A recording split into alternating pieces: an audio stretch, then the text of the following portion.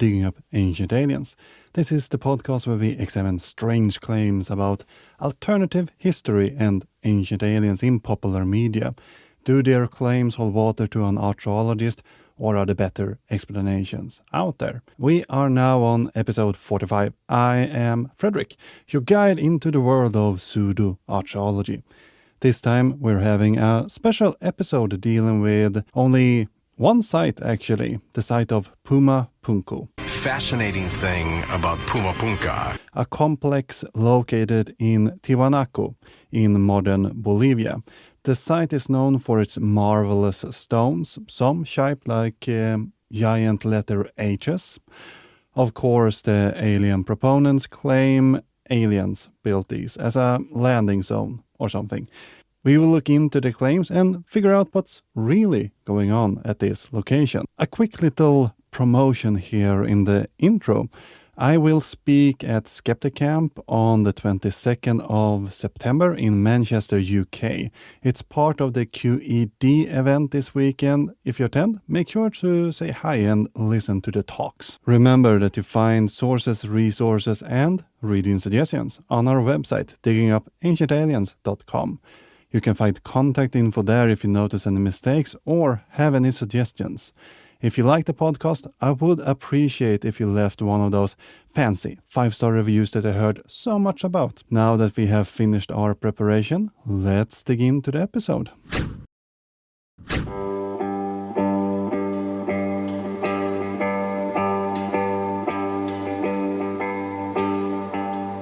So, we are back around Lake Titicaca again.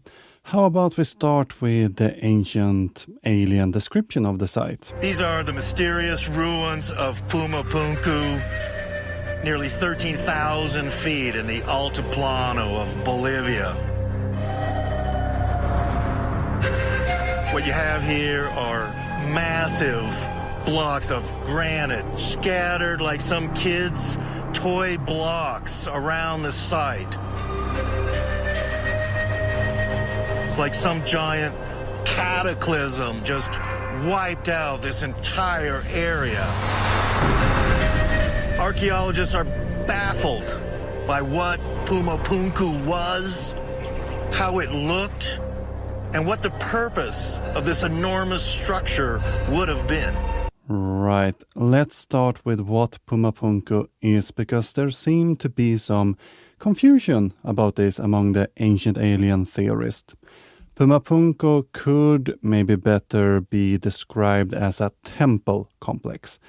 The site is centered around a platform mound with a sunken plaza and monumental buildings on top of it. Around the mound we found ramps and other plazas that seem to belong to this temple complex. Pumapunku is, however, not the only construction in the area. It will be almost like claiming that Notre Dame to be an individual site. There are, of course, infrastructure and other buildings around this complex. Pumapunku is just one location at Tiahuanaco, a place, or maybe more accurately, a city, at its peak around 800 CE that inhabited up to 20,000 people. And during this episode, we will show how unbaffled archaeologists are about the site. And the pedant in me also want to clarify something right now. The stone structure we see is not built in granite. I don't understand the ancient astronauts' fetish around granite. I mean, you do you. I don't want to kink shame here. To give Childress some way out of this, at least, Jacob Trudy did write in 1860 that Tiahuanaco got their granite slab from Cerro Zacapia. As we will learn, the stone used on the site is called andesite. The always exciting question is, of course, how old is Pumapunku and Tiwanaku? Hugh Newman, author of Earth Grids that we covered in episode Aliens and the Secret Code, claimed the age to be, as follow. Arthur Poznański was a researcher, part Bolivian, and he had worked at the site for many decades. And he concluded that the site must have been built about 17,000 years ago by studying the archaeoastronomy of that particular site. Arthur, or Arturo Poznański, is quite a, exciting fellow. He is, however, problematic, but still an interesting person. The last name Poznański is, not from a Bolivian family name. And if you go online, you will note that Arthur is claimed to be Polish, Austrian, German, and Bolivian. So how is it then? Well, if you look at the name, it seems as Arthur's family, to some extent, stem from a Russian Jewish family that seems to have relocated to Poland. The name originates in Poznan, a region in central modern Poland. The area was inhabited by many Germans and Russians during the 1860s. And both of the Germans and Russians would spell their names differently compared to, the Polish people in the area. In Polish, the proper way to construct the name would be Poznański. Germans spell it Posen, and Russian would spell it Poznański. So the difference is in Polish we have a ski in the end, and in Russian we have a sky in the end. In 1861, the emancipation of the serf took place, letting people move more freely. Many well-off people took this opportunity to, leave the area. And during this period, Austria-Hungary was one of the few places where Jews could get full citizenship. So many moved to Vienna, where Arthur was born in 1877.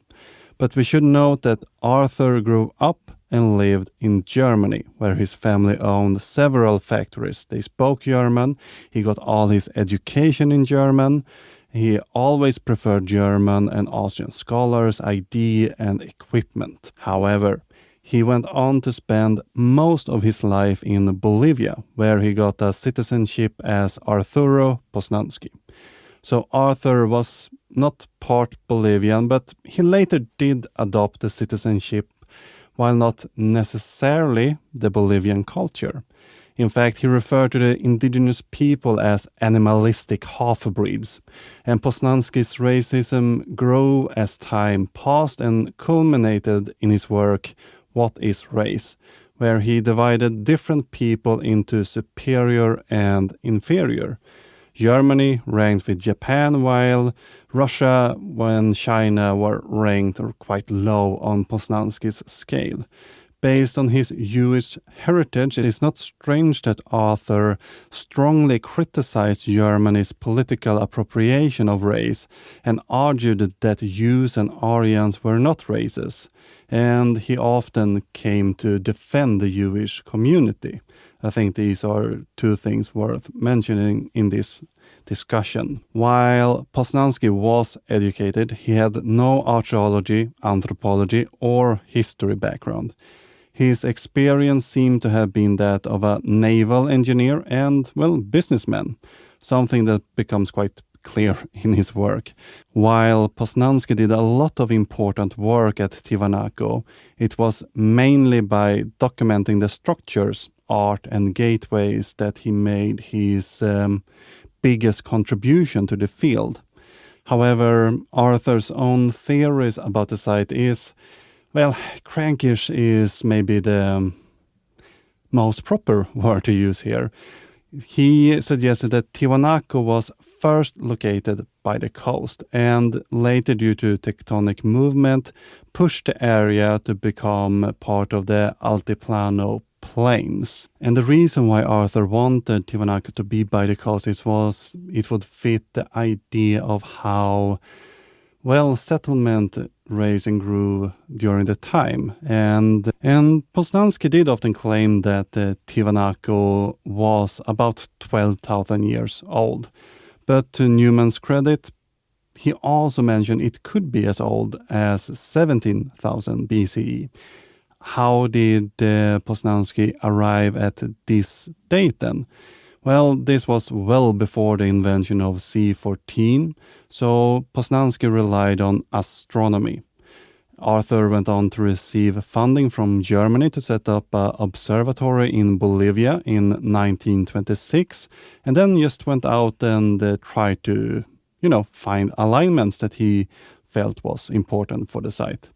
And astronomy, it does have a place in our field, but Poznański's methods give a bit of room for improvements there. He just went out and felt, well, this kind of looked like it, and didn't really account for things being moved around on the site. And I didn't mention that Poznański was problematic. I think you start to see this a little bit already, but let's dig into that wound a bit more, shall we? We get actually a connection to Thor Heyerdahl here, the Norwegian explorer, maybe most famous for his voyage with the Kon-Tiki. Heyerdahl made a voyage to, prove his idea of this white superior race emigrating from South America, possibly from Tiahuanaco to Easter Island. And the people from Heyerdahl's Tiahuanaco made this journey, according to Heyerdahl, since an inferior race forced them out, basically.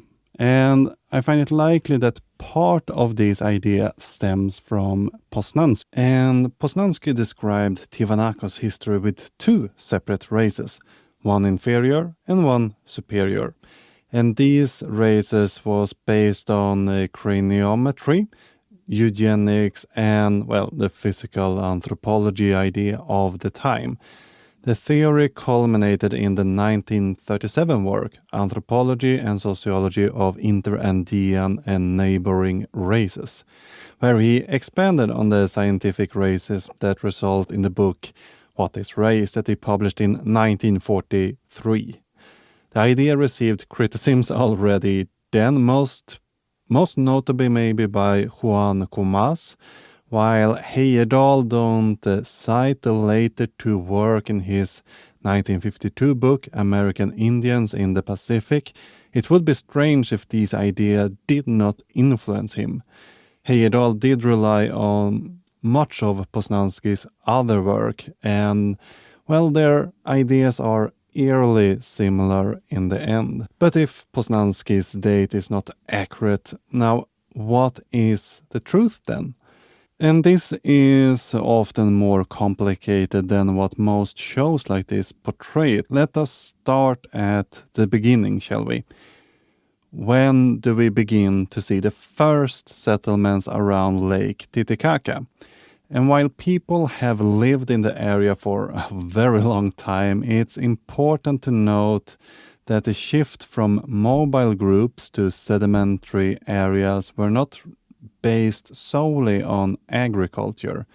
The shift seemed to have taken place around 2000 BCE, where we also see the introduction of new technologies such as simple architecture, ceramics, and a slow start to the domestication of plants. This period is usually referred to as late archaic. As I mentioned, the growth of small villages was not due to the introduction of agriculture. The population predominantly relied on fish and foraging. What is interesting here is that the ceramic seemed to not have been the transformal event as it was in Europe. It appears to have been viewed more as another technology to add in the toolbox for them to use. After 2000 BCE, we enter into the early formative period. Here we start to see settlements grow with agriculture and the domestication of animals that seems to primarily fuel this period in comparison to the older period. We start to see gardens and fields being used, and the people around Titicaca started to herd camelids and guinea pigs. We also start to see trade and social rank begin to, start evolving during this era. And the evolution of our ranked society continued during the Middle Formative Period, which lasted roughly between 1300 to 500 BCE. Again, we see evidence of increased agriculture, and probably the area start to use the raised field technology during this time. One of the most known pre-Tiahuanaco sites are Chiripa, where we truly see a ranked government take form, and the site is dominated by a large mound with a 20-foot-long sunken plaza in the middle. And in the middle of that court, we find a carved stone.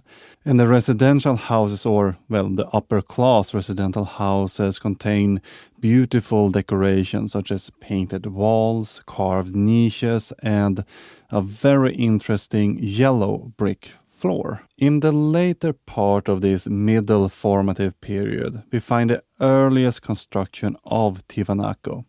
Currently, the often accepted date of the Tiahuanaco site is around 800 BCE. However, there is one carbon-14 sample that puts the date much further back in the 1600 BCE. However, from the look of things, this sample taken in 1970 by Carlos Ponce Sangriens might have been contaminated, unfortunately. Then we have Eric Marsh, who suggests we need to move the start date for Tiahuanaco into the 1st century CE. Most of the analysis material doesn't predate the late formative period and therefore open up the question of when Tiahuanaco was founded. One example Marsh points out is the lack of middle formative pottery in Tiahuanaco. But as we see here, it did not appear out of nothing and has a long line of social and technological evolution behind it. So the site of Tiahuanaco could have been founded at the earliest around 800 BCE. But how is it for Pumapunku? Well, a carbon-14 date from the site's earliest stage give us a calibrated date of 536 to 600 CE. So this is very well after the date ancient aliens suggest. This date is quite reasonable, and this date is quite reasonable concerning, the other monumental sites at Tiahuanaco. While Pumapunku is the most known location, we have at least 3 more temple complexes, or what we should call it. The Karikala, also known as the subterranean temple, the Kalasasaya, and was often referred to as the twin of Pumapunku, the Akapana. Both Karikala and Kalasasaya are often, at least among the ancient alien proponents, described as being part of Pumapunku. It's a bit wrong to reuse our Paris example from before. It would be to say that the Arc de Triomphe and the Eiffel Tower are part of Notre Dame. And unfortunately, the Akapana are in worse shape than Pumapunku and is not really getting the same attention as its companion. If it had not been for excavation taking place in the recent years, most visitors would not be able to distinguish this from a natural hillside. While the layout of Pumapunku and the Akapana are slightly different, they have a similar design and intent. Both are platform structure that lead the ritual attendees through stairs, and even with their massive site, they managed to create quite intimate spaces where the ritual can take place. We also see that while Akapana in its prime probably have a more visual dominance due to its height and its size, Pumapunku seem to have focused more on a ritual dominance with its massive stone gates and blind portals. I also think it's important to stress that the monuments were clearly part of a larger plan and incorporated all 4 of these monuments. Something that's often left out from the pseudo-archaeologists is that Pumapunku was never completed. Tiahuanaco went into decline and was abandoned before this massive complex was entirely constructed. After the break, we will look into how Pumapunku was constructed and the early stone masonry that they used. So make sure to come back after these few messages.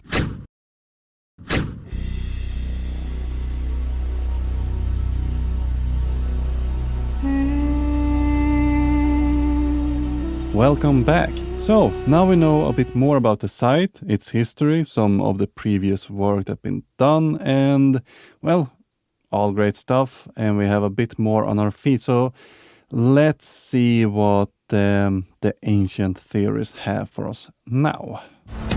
One of the amazing things here at Pumapunku is the precision of the blocks. You can see with this block of granite that it's really been cut at very accurate right angles.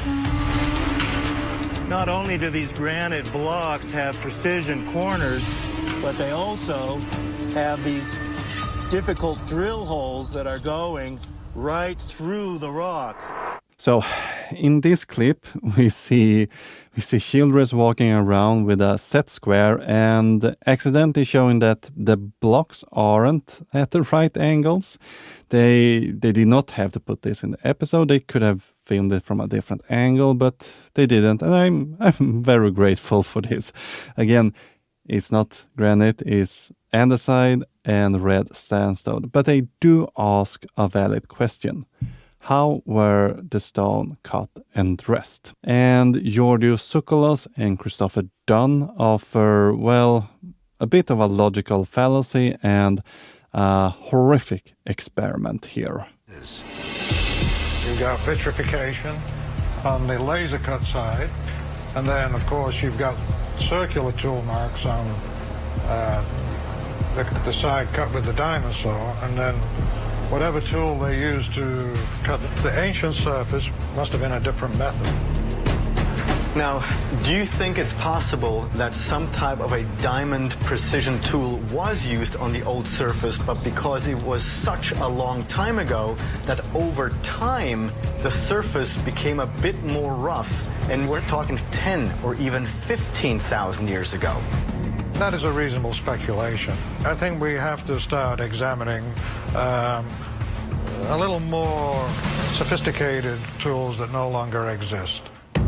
So these two got a hold of a stone from Pumapunku and then proceed to saw and laser cut it. Yeah, where and how they obtained this artifact and the ethical discussion before destroying it is unknown, but note that they somehow ruled out that any other method than the diamond tip tool must have been what they used, even if it don't really match. They don't even test anything else, giving us a bit of a false dilemma here. I also want to state that looking at the cuts, it's clear that the diamond saw is exceptionally different from the original Pumapunku stone masonry cut side. As we learned previously, the site is only 1500 years old. At the best, not nearly enough time to get the weathering Tsoukalos suggest. So let's leave these diamond-tipped precision tools because they're plainly wrong. Could there have been something else used? Are there any tools found? Unfortunately, we have not found any artifacts classified as chisels. The people of Tiahuanaco did have metalwork to some extent. We have found these eye-shaped clamps to hold the stones together at Pumapunku. And at the site of Pumapunku, they seem to have cast the clamps in place. But over at the Acapana, they used copper-nickel arsenic alloy that seemed to have been cold hammered instead. So they clearly had and used metals.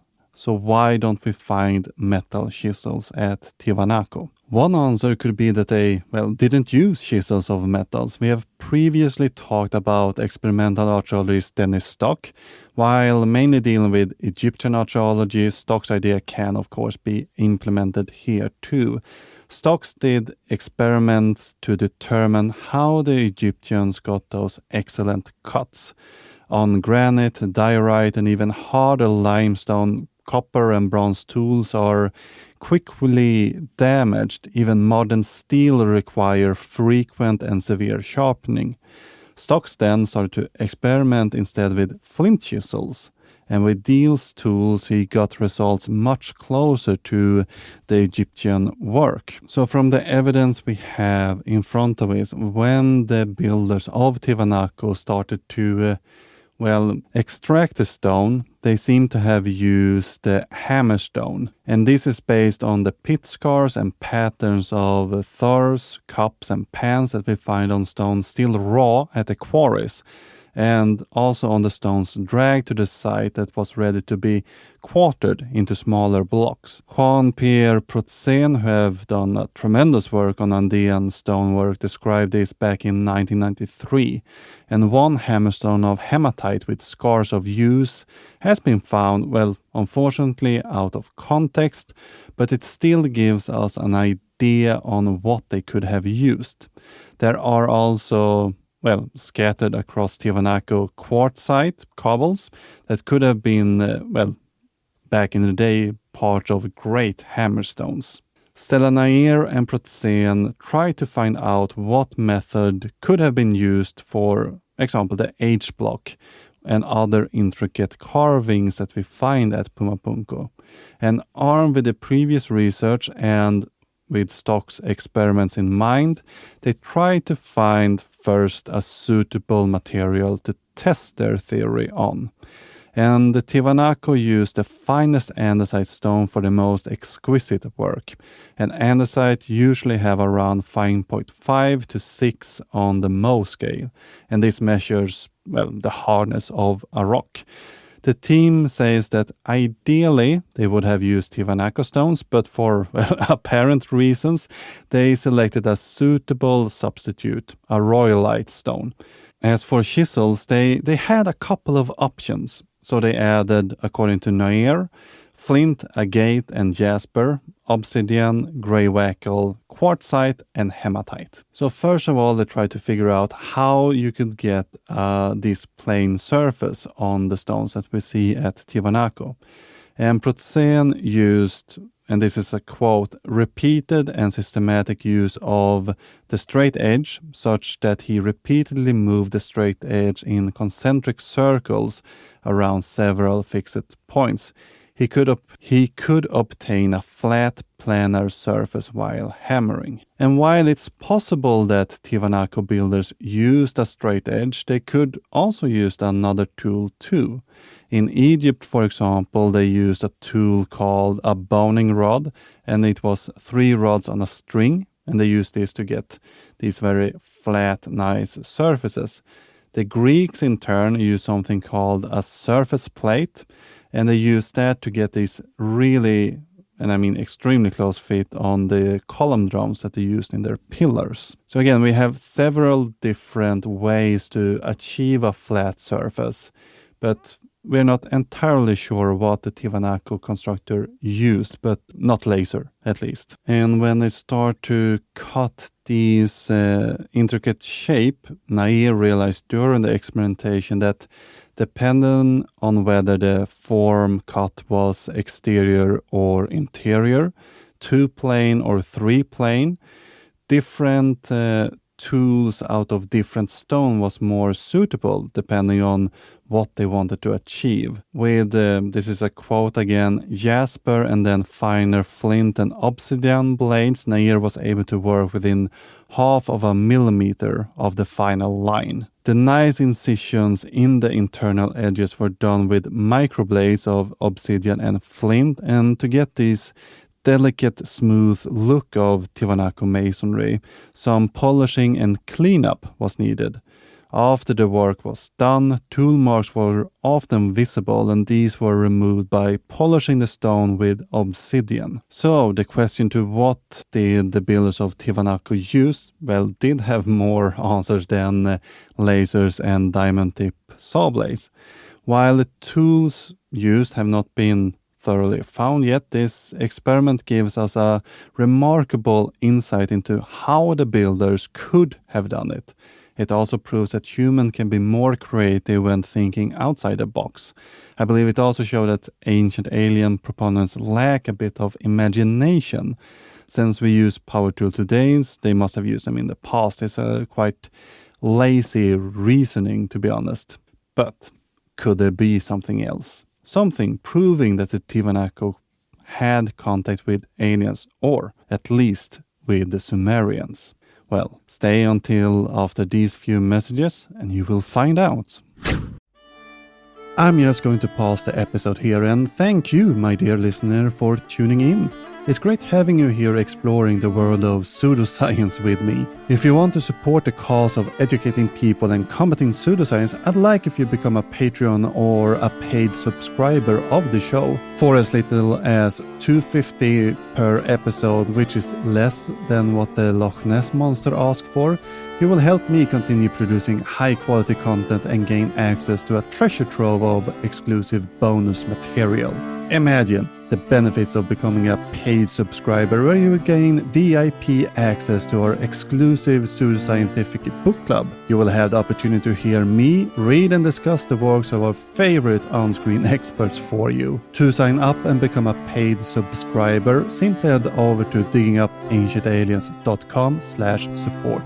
You will find all the information you need to join our community there. Your backing of the program would empower me to create more content that assists people while keeping the show as accessible as possible. So let's combat misinformation and pseudoscience together. Just head over to diggingupancientaliens.com/support to sign up. Together, we will uncover the truth one episode at a time.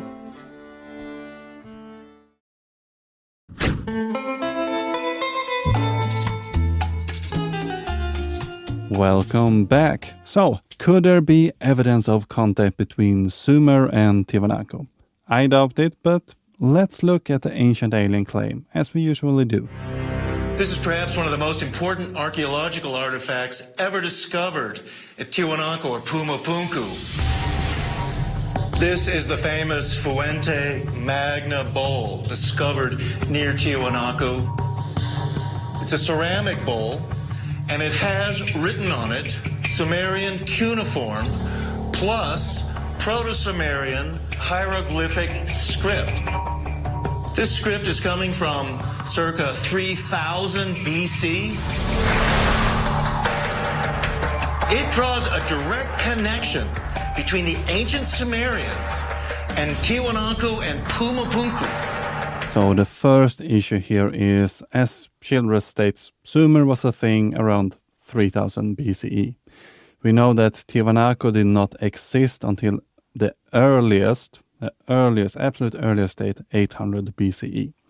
And as we have discovered just a few moments ago, the date is more likely to be around 100 CE. So there's a bit of a distance between these two cultures. And during the 100 CE, the Sumerian cuneiform script was really no longer in use there.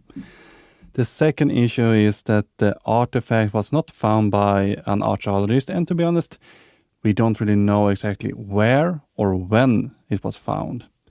In most cases, if you go online, it's often reported that it was discovered in 1950, but you will also encounter dates such as 1958 or 1960, and a couple of other dates in between and after.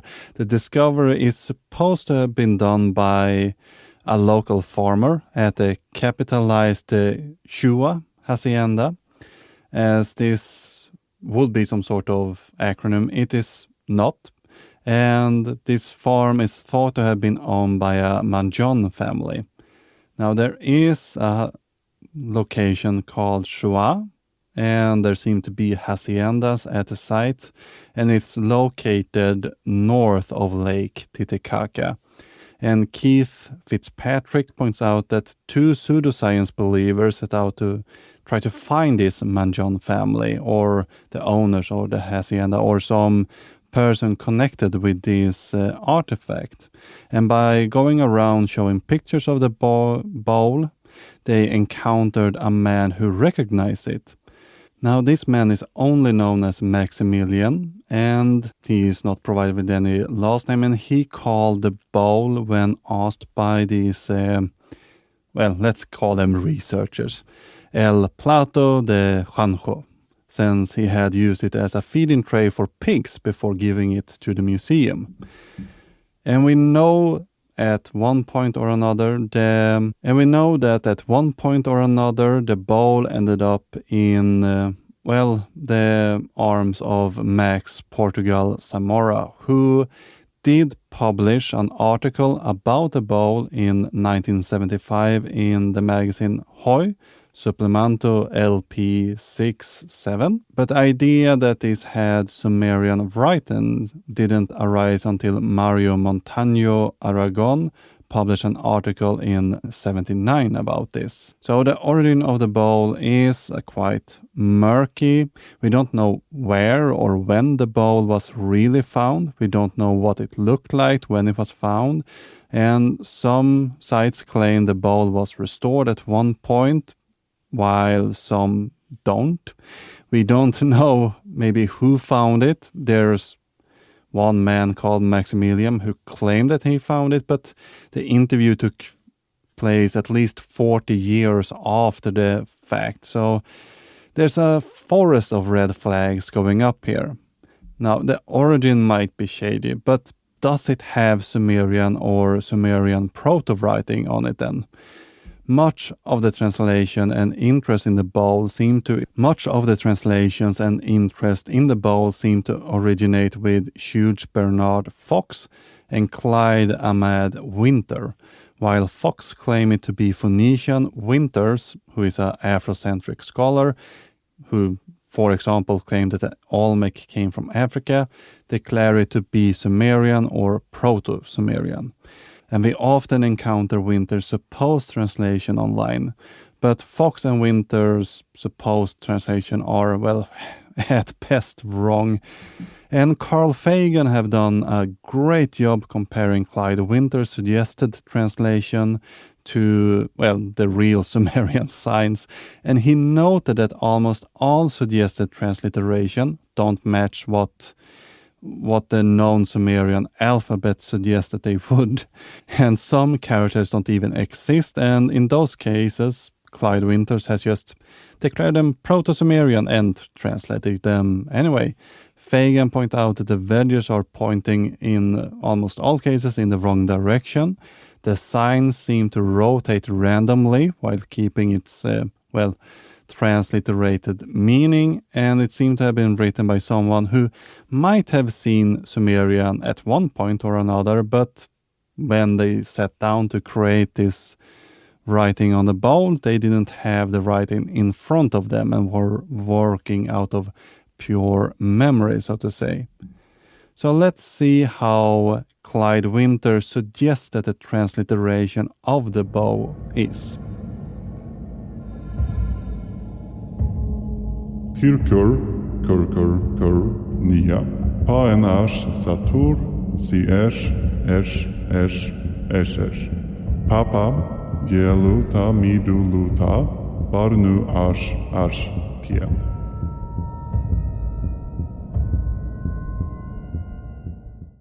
And Winter suggests translation is: approach in the future, one endowed with great protection, the great Nia, the divine one Niash, to establish purity, establish gladness, establish character.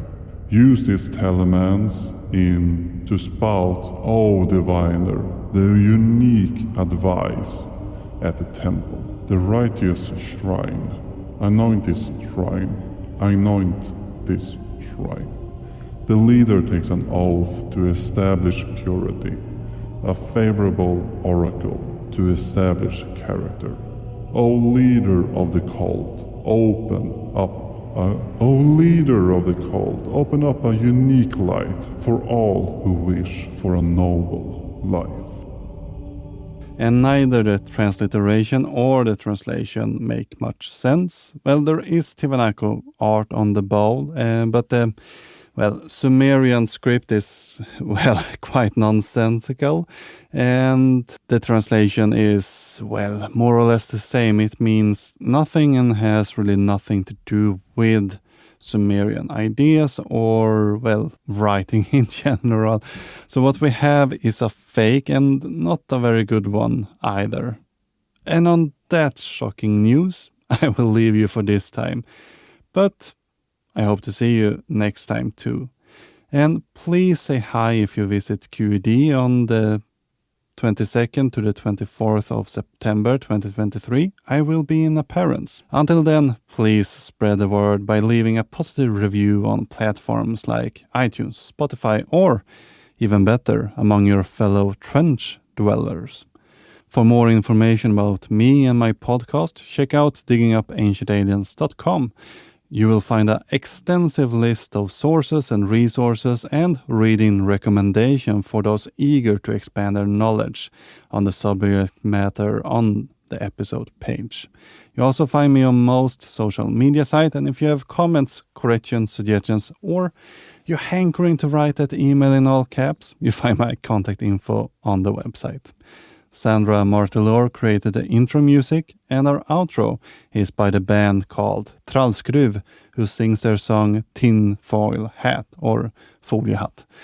Links to both of these artists can be found in the show notes. Until next time, keep shoveling that science. Men jag skyddar mig för jag har foliehatt. Och så säger ni det är en galen fantasi att Daniels manipulerar oss med telepati. Ni tycker att jag redan är besatt, men jag skyddar mig för jag har foliehatt.